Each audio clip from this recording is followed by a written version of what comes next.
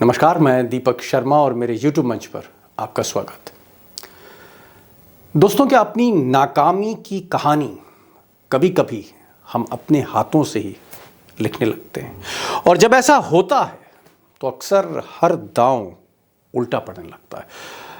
अब मोदी जी के साथ आजकल कुछ ऐसा ही हो रहा है। सियासत का हर दांव उनका उल्टा पड़ रहा है और ख़ासकर जब से उन्होंने इंतकाम की सियासत शुरू की है, अपोजिशन को सबक सिखाने के लिए जो ऑपरेशन उन्होंने शुरू किया, जैसे हाल फिलहाल में उन्होंने मनीष सिसोदिया को जेल भेजा और अब उनका जो सबसे बड़ा टारगेट है वो Tejashwi Yadav, deputy chief minister of Bihar.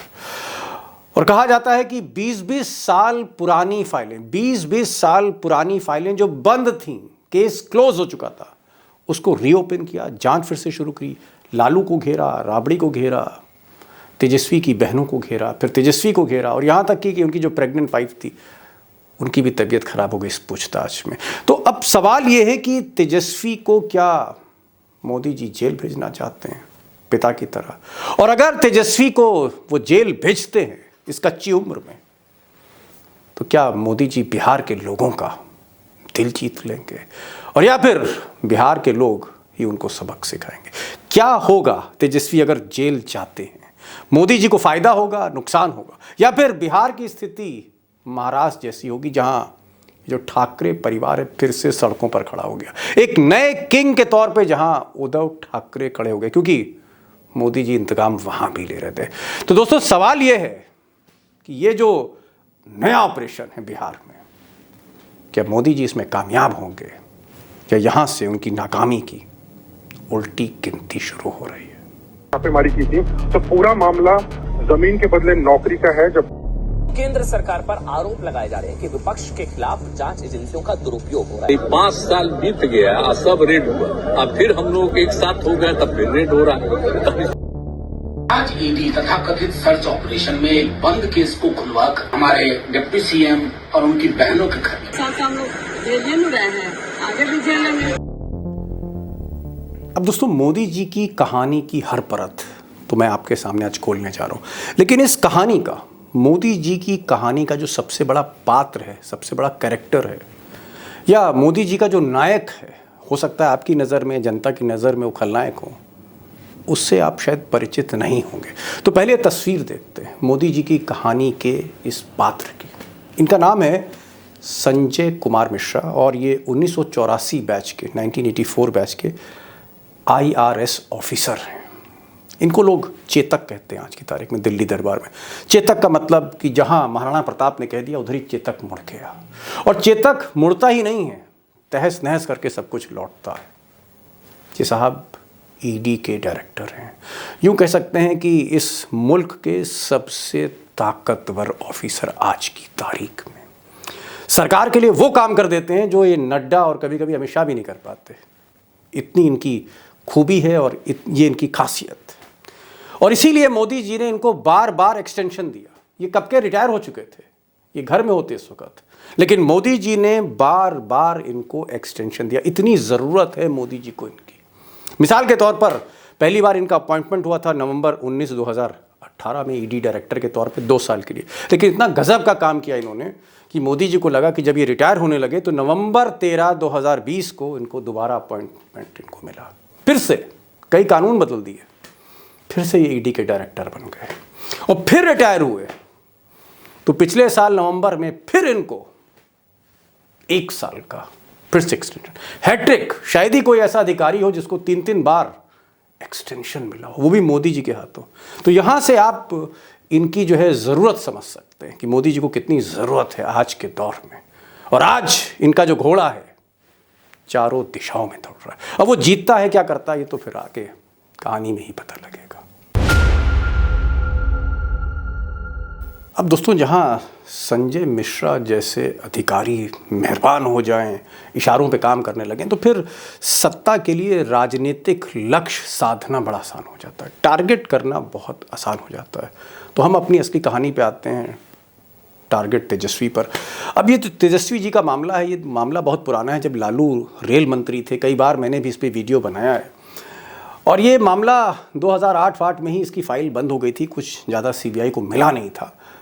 लेकिन इधर जब तेजस्वी और नीतीश कुमार ने हाथ मिलाया, बीजेपी की सरकार से दामन छुड़ाया बिहार में, और बिहार धीरे धीरे जहां 40 लोकसभा की सीटें हैं ये नीतीश कुमार की ग्रिप में आने लगा और तेजस्वी उनके सारथी बन गए, तो फिर जैसे चाकू में धार दी जाती है इस केस को जिसको रीओपन किया था, फिर से जांच शुरू कराई गई थी लालू परिवार को घेरने के लिए, इसमें फिर से धार दी गई।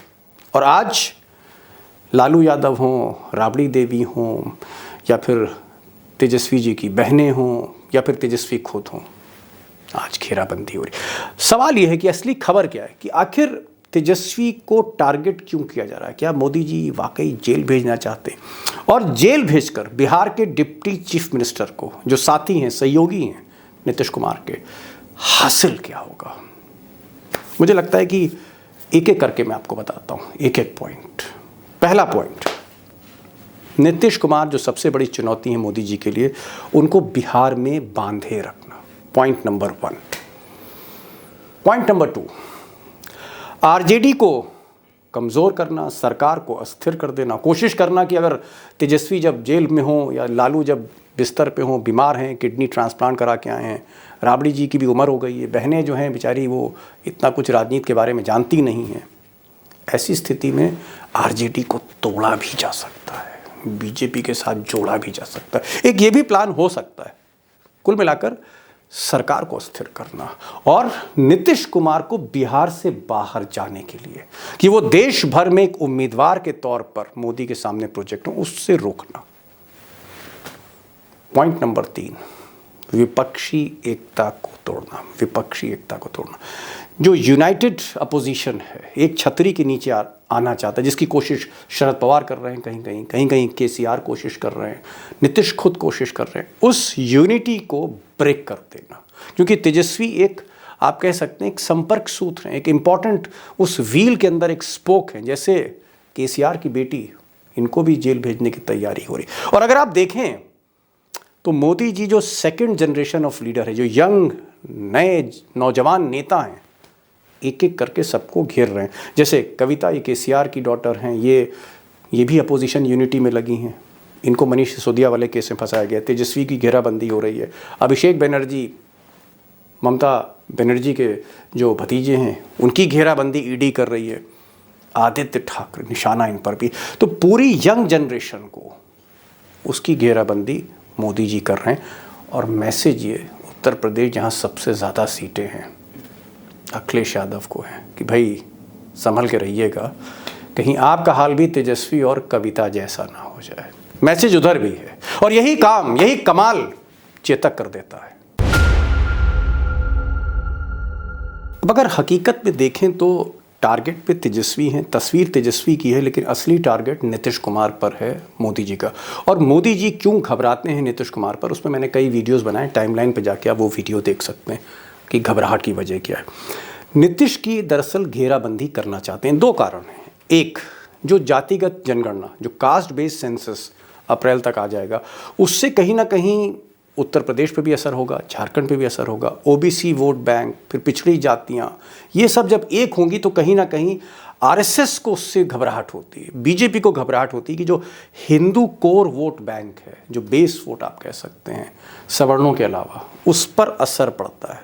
यानी आप यूँ कहें, जो 90 की राजनीति थी मंडल वर्सेस कमंडल, तो उससे भी कहीं ना कहीं निजात पाना चाहते हैं कि भाई इससे पहले की जातिगत जनगणना, वो सेंसस सामने निकले और हिंदू जो हैं उसकी एकता में थोड़ा सा बिखराव आए, अगड़ा बनाम पिछड़ा हो, उससे पहले ही सरकार को डिस्टर्ब कर दिया जाए। एक कारण। दूसरा कारण ये है कि नीतीश कुमार को शरद पवार, केसीआर, तमाम ऐसे अपोजिशन के लीडर्स हैं, सीताराम येचुरी वगैरह, वो चाहते हैं कि इनको प्राइम मिनिस्टर प्रोजेक्ट करें कैंडिडेट, आखिरी 4-5 महीने जब बचे हैं। और कांग्रेस भी मोटा मोटी सहमति है, क्योंकि कांग्रेस ने अपने रायपुर अधिवेशन में ये नहीं बताया कि चुनाव में उम्मीदवार प्रधानमंत्री के खड़गे होंगे या राहुल गांधी होंगे, यानी प्राइम मिनिस्टर कैंडिडेट से परहेज किया कांग्रेस ने। तो कांग्रेस ने भी एक स्पेस दे रखी। तो एक धीरे धीरे एक सहमति नीतीश कुमार के लिए बन रही थी, तो उस पर भी टारगेट है, उससे भी कहीं ना कहीं निजात पाना चाहते हैं मोदी। और मैं क्या कहूँ, नीतीश कुमार खुद कह रहे हैं कि आखिर मोदी जी ऐसा करते क्यों हैं, जब जब वो ताकतवर होते हैं या लालू से हाथ मिलाते हैं, तो बीच में सीबीआई ईडी क्यों आ जाती है। सुनिए नीतीश जी को। हुआ था। और मान लीजिए कि सारी बात हो गई, हम फिर अलग हो गए, तो 5 साल बीत गया और सब रेड हुआ, अब फिर हम लोग एक साथ हो गए, तब फिर रेड हो रहा है। अब नीतीश कुमार दोस्तों एक चीज़ तो समझ रहे हैं कि मोदी जी की राजनीति का मकसद क्या है, तेजस्वी को टारगेट करने का उद्देश्य क्या है, और राजनीति के साथ साथ मोदी जी का राजनीति का स्तर कहाँ पहुँच आया है। नीतीश कुमार ये भी समझ रहे हैं, भांप रहे हैं। लेकिन मूल सवाल, बिग क्वेश्चन, आज का जो सवाल कि तेजस्वी को अगर जेल भेजते हैं मोदी जी, मोदी सरकार, तो इससे बीजेपी को फ़ायदा होगा बिहार में या नुकसान होगा। लेकिन मैं चाहता हूं कि इस सवाल पर आने से पहले मैं आपको एक वीडियो क्लिप दिखाना चाहता हूं, और ये ज़रा गौर से देखिएगा। ये वीडियो क्लिप है महाराष्ट्र के कोल्हापुर की, और यहाँ एनसीपी के एक नेता हैं हसन मुशर्रफ, उनके घर पे आज ईडी पहुंची थी। और जब ईडी पहुंची तो देखिए मोहल्ले का क्या हाल हुआ। जनता इधर उधर गलियों से निकलकर ईडी का रास्ता रोकने लगी।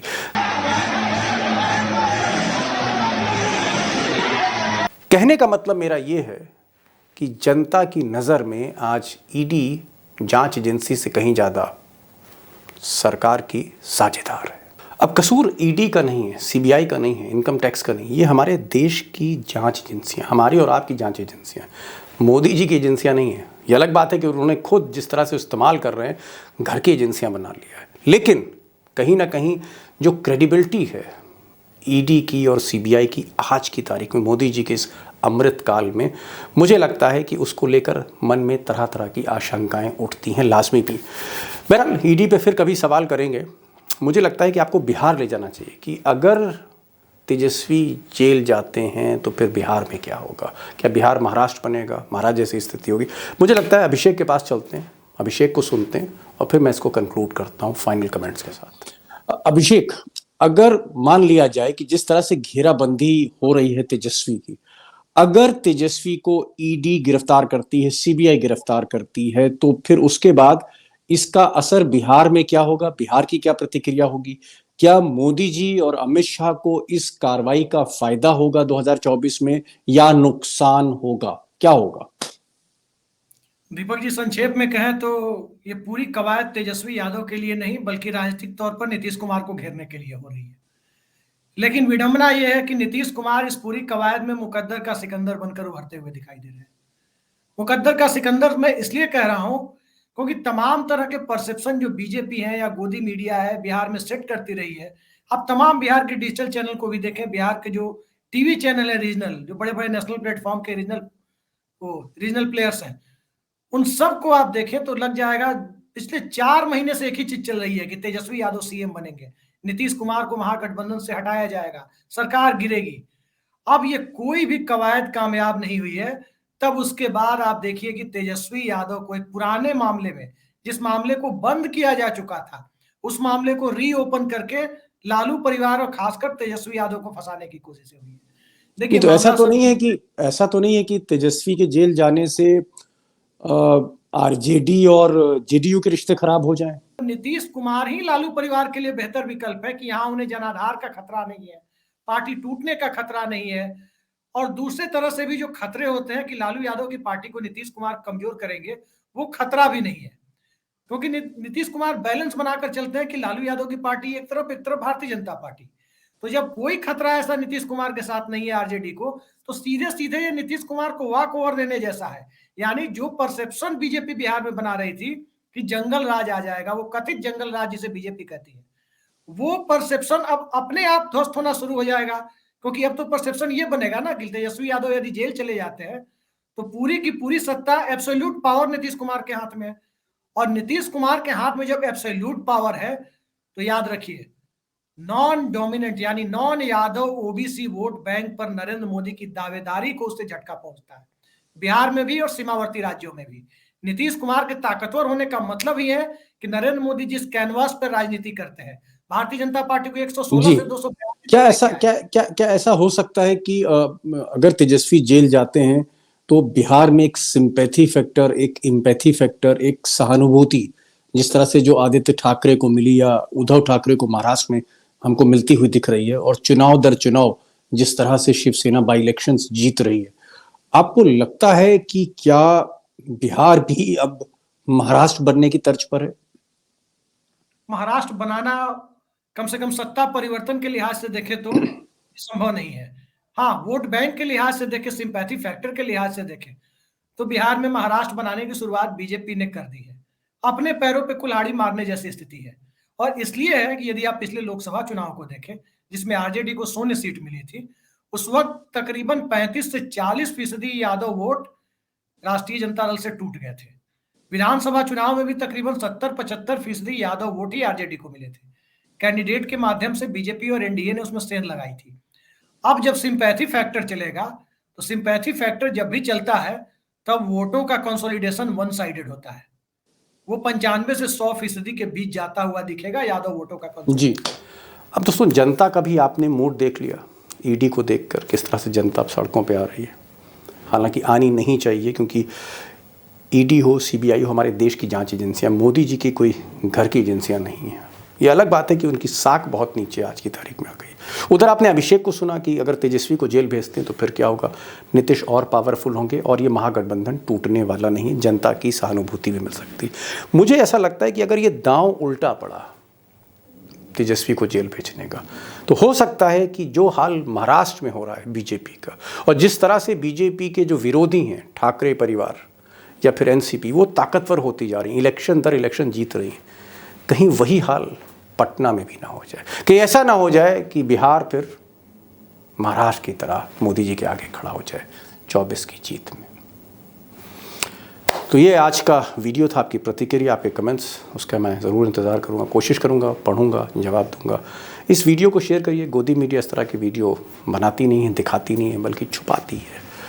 और जो बेल आइकॉन है उसको क्लिक करिए, नोटिफिकेशन आपको जल्दी मिलेगा। तो ये आज का वीडियो था। फिर मिलेंगे एक नई वीडियो के साथ। तब तक के लिए नमस्कार।